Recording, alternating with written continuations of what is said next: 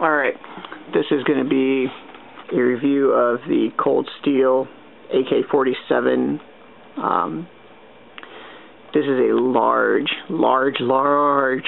folding knife. It actually is surprisingly well constructed. I thought at first that it was going to be a little gimmicky because, you know, the name is AK-47 but it's actually a pretty solid knife. So we're going to take a look at the knife here. I've got it in the box. This is, you know, brand new.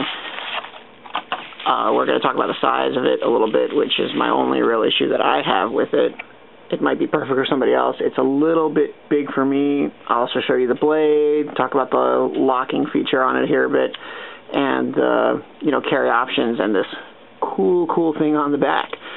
And oh, I also want to say this knife actually is going to be listed on eBay by me. I really like it. It's a really nice, solid knife. I'm looking for something that I can carry, kind of like an everyday carry. Really what I wanted was something that was a little sturdier than my Kershaw Leak that I carry daily. I wanted something that I can use when I'm out hiking and stuff like that, but kind of more as just a utility knife. I think I'm going to end up going with CRKT M16, which when it gets here I will review that as well. But this really would be a good knife for somebody who's looking for a large tactical folder, because it is a large tactical folder. Only 3-inch blade, but thick blade made out of AUS 8 or AUS 8, however you want to say it, steel.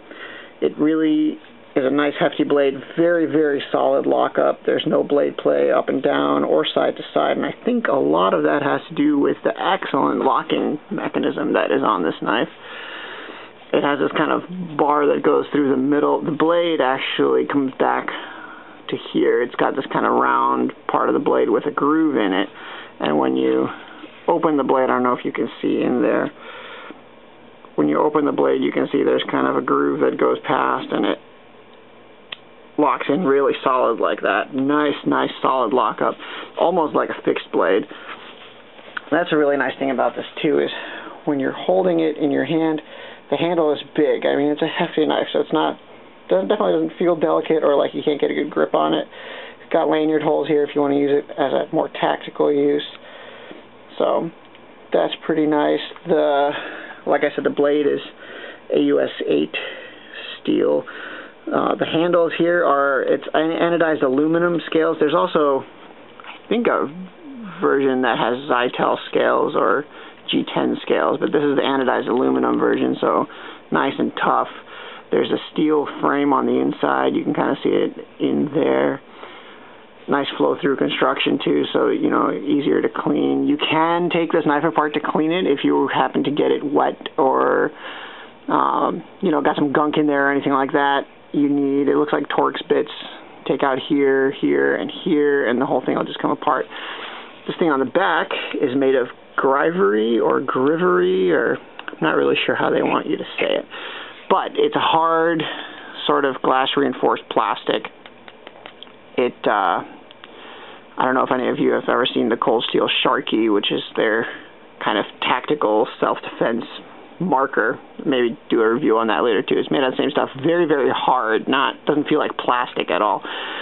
And this is a striking implement. You know, you can use it to do, if you want something a little bit less lethal than the gigantic blade, which comes razor sharp from the factory.